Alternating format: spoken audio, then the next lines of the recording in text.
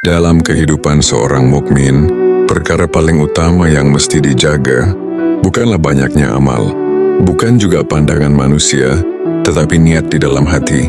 Kerana niat itulah yang menentukan nilai sesuatu amalan di sisi Allah.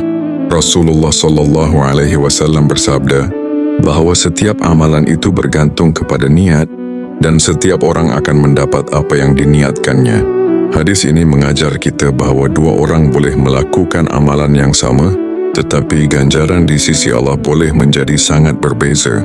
Seorang beramal kerana Allah, seorang lagi beramal kerana ingin dipuji manusia. Seorang beramal dengan hati yang ikhlas, seorang lagi beramal dengan hati yang mengharap penilaian makhluk. Allah memerintahkan hambanya supaya menyembahnya dengan memurnikan ketaatan hanya kepadanya. Ini menunjukkan bahawa ikhlas bukan sekadar akhlak yang baik, tetapi satu kewajipan. Tanpa niat yang suci, amalan yang besar boleh menjadi kosong. Sebaliknya, amalan yang kecil boleh menjadi sangat bernilai apabila dilakukan dengan ikhlas. Niat bukan sesuatu yang tetap, ia boleh berubah, boleh tercemar, dan boleh rosak tanpa kita sedari. Hari ini kita ikhlas, esok kita mungkin terjebak dengan rasa ingin dipuji. Hari ini kita beramal kerana Allah, esok kita mungkin kecewa kerana tidak dihargai. Sebab itu niat perlu sentiasa diperiksa dan diperbaharui. Para sahabat dan ulama sangat takut kepada rosaknya niat. Mereka lebih bimbang niat mereka tidak diterima berbanding sedikitnya amal, kerana mereka faham bahawa Allah tidak melihat rupa dan harta, tetapi melihat hati dan amalan. Apabila kita berasa berat untuk beramal tanpa pujian, atau hati terasa sempit apabila kebaikan kita tidak disebut, itu tanda niat perlu diperbetulkan. Bukan untuk berhenti beramal, tetapi untuk kembali kepada Allah. Mohon agar Dia membersihkan hati, meluruskan niat, dan menerima amal walaupun sedikit. Sesungguhnya amalan yang ikhlas walaupun kecil lebih dicintai Allah daripada amalan besar yang bercampur ria. Dan perjalanan menyucikan niat inilah langkah pertama. Sebelum kita menjaga hati daripada prasangka, dan sebelum kita menjaga lidah daripada berkata yang sia-sia. Selepas niat disucikan, perkara seterusnya yang mesti dijaga ialah hati daripada prasangka buruk. Kerana prasangka buruk bukan sekadar lintasan fikiran, tetapi dosa hati yang perlahan-lahan merosakkan jiwa. Allah mengingatkan orang beriman supaya menjauhi kebanyakan prasangka, kerana sebahagian prasangka itu adalah dosa. Prasangka buruk sering bermula apabila hati tidak tenang. Kita melihat sesuatu yang tidak kita fahami, lalu kita membuat kesimpulan sendiri. Kita menilai tanpa bertanya, menghukum tanpa menyelidik, dan menyimpan sangkaan tanpa bukti.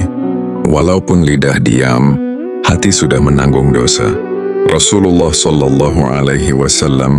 mengajar umatnya supaya menjauhi prasangka, kerana prasangka adalah sedusta-dusta percakapan. Ia bukan sekadar menyakiti orang lain, tetapi lebih banyak merosakkan diri sendiri. Hati menjadi gelap, fikiran menjadi sempit, dan hubungan sesama manusia mula retak. Ramai orang merasa dirinya baik kerana tidak berkata apa-apa, tetapi lupa bahawa hati juga akan dihisap. Setiap sangkaan buruk yang disimpan tanpa usaha untuk membersihkannya akan mengeraskan hati sedikit demi sedikit. Akhirnya kita mudah melihat keburukan orang dan sukar melihat kebaikan mereka. Hakikatnya kita tidak tahu apa yang sedang dilalui oleh orang lain. Seseorang mungkin kelihatan kasar, tetapi dia sedang menanggung beban yang berat. Seseorang mungkin kelihatan menjauh, tetapi dia sedang berjuang dengan masalah yang besar. Namun prasangka buruk menutup pintu empati dan menggantikannya dengan dosa. Orang yang menjaga hatinya akan sentiasa melatih diri untuk berbaik sangka. Jika satu perbuatan boleh difahami dengan pelbagai tafsiran, dia akan memilih tafsiran yang paling baik. Bukan kerana naif, tetapi kerana dia mahu menyelamatkan hatinya sendiri. Hati yang bersih daripada prasangka buruk akan melahirkan ketenangan. Ia menjadikan seseorang itu lembut, mudah memaafkan, dan tenang dalam menilai. Dan sebelum lidah berbicara, sebelum jari menulis, menjaga hati daripada prasangka buruk adalah benteng kedua seorang mukmin. Selepas niat disucikan dan hati dijaga daripada prasangka buruk, langkah seterusnya ialah menjaga lidah. Lidah yang tidak terkawal boleh merosakkan akhlak, hubungan, dan bahkan pahala amal kita. Rasulullah SAW bersabda bahawa seorang mukmin yang kuat adalah yang mampu mengawal dirinya sendiri dan lidahnya. Bercakap tanpa berfikir boleh menimbulkan dosa, salah faham, dan luka di hati orang lain. Sebaliknya, diam dan menahan diri bukan bermakna lemah. Diam adalah bentuk hikmah, cara melindungi diri dan orang lain daripada kata-kata yang sia-sia. Allah memuji orang yang sabar dan menahan diri dalam firman-Nya yang menyebut bahawa orang beriman itu rendah hati dan menjaga lidah serta pandangan mereka. Hati yang bersih dan lidah yang terjaga akan membawa ketenangan. Kita tidak tergesa-gesa menilai, tidak mudah melatah dengan kata-kata yang menyakitkan, dan tidak cepat menyebarkan berita yang belum pasti. Dia memberi ruang untuk berfikir, berzikir, dan mengisi hati dengan perkara yang baik. Rasulullah SAW juga mengingatkan supaya seseorang banyak bercakap tentang kebaikan dan menghindari perkataan yang sia-sia. Diam lebih baik daripada mengeluarkan kata-kata yang boleh menimbulkan dosa, permusuhan, atau kebencian. Ia juga menjadi cara untuk menjaga adab dalam setiap pergaulan dan memperkuat akhlak seorang mukmin. Orang yang bijak menggunakan lidah bila perlu, selebihnya diam, kerana diam itu ibadah. Mereka yang mengamalkan diam ketika perlu dan berkata ketika memberi manfaat adalah orang yang hatinya tenang, amalnya diterima, dan kehidupannya diberkati. Dengan mensucikan niat, menjauhi prasangka buruk, dan menjaga lidah, seorang mukmin akan hidup dengan hati yang damai dan amal yang diterima. Ketiga-tiga perkara ini saling berkait dan menjadi asas untuk membina akhlak yang mulia. Dan setiap langkah ini bermula dari kesadaran untuk sentiasa mendekatkan diri kepada Allah dan menjaga hati agar tetap bersih.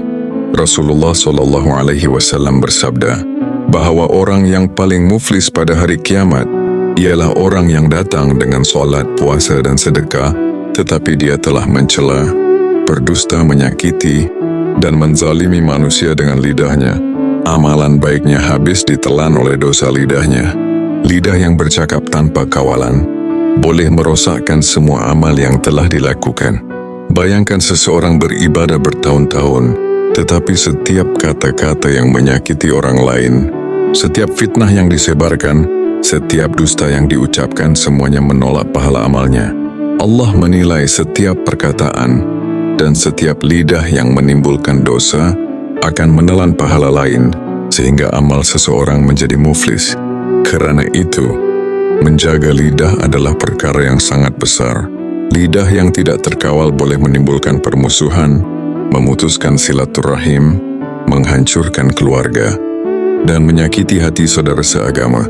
Bahkan, lidah yang berdusta, menyebarkan fitnah, atau berkata kasar boleh menjadi sebab seseorang ditolak amalnya di akhirat. Rasulullah SAW mengingatkan bahawa perkara yang paling berat dihisab pada hari kiamat ialah lidah manusia. Orang yang bijak akan sentiasa berusaha menahan diri daripada berkata-kata yang sia-sia. Dia tekan banyak beri amal tentang kebaikan, memberi nasihat dengan hikmah, dan diam ketika tidak ada manfaat. Diam bukan tanda lemah, tetapi perlindungan diri. Diam adalah cara untuk melindungi pahala amal dan menjaga hati daripada penyakit seperti dengki, iri hati, dan prasangka buruk. Selain itu, lidah juga boleh menjadi sumber dosa tersembunyi. Kadang-kadang kita bercakap tanpa sedar, gurau tanpa memikirkan kesan, atau menegur dengan kasar tanpa tujuan kebaikan. Semua ini dikira sebagai amal yang menurunkan pahala. Seseorang yang sentiasa menjaga lidah akan menjadi lebih mulia di sisi Allah kerana dia tahu bahawa setiap kata-kata membawa akibat yang besar. Seorang mukmin yang kuat bukanlah orang yang mampu menundukkan orang lain, tetapi yang mampu mengawal dirinya dan lidahnya. Mengawal lidah lebih sukar daripada menahan marah, kerana lidah selalu bergerak tanpa kita sedar. Tetapi mereka yang berjaya mengawal lidah akan selamat dari muflis di akhirat. Oleh itu, kita mesti sentiasa berzikir, memohon perlindungan Allah daripada perkataan yang sia-sia, menegur diri sendiri apabila hati ingin berkata kasar, dan sentiasa mengingati bahawa lidah yang berdosa boleh menelan semua amal kebaikan kita. Lidah yang diam ketika tidak ada manfaat dan bersekat ketika memberi kebaikan akan menjadi penyelamat kita di akhirat. Ingatlah, bukan harta dunia yang menentukan kekayaan sebenar kita, tetapi lidah yang terkawal dan hati yang bersih. Mereka yang menjaga lidah akan datang pada hari kiamat dengan amal yang utuh, sedangkan mereka yang lalai akan muflis walaupun selama ini beribadah dan beramal.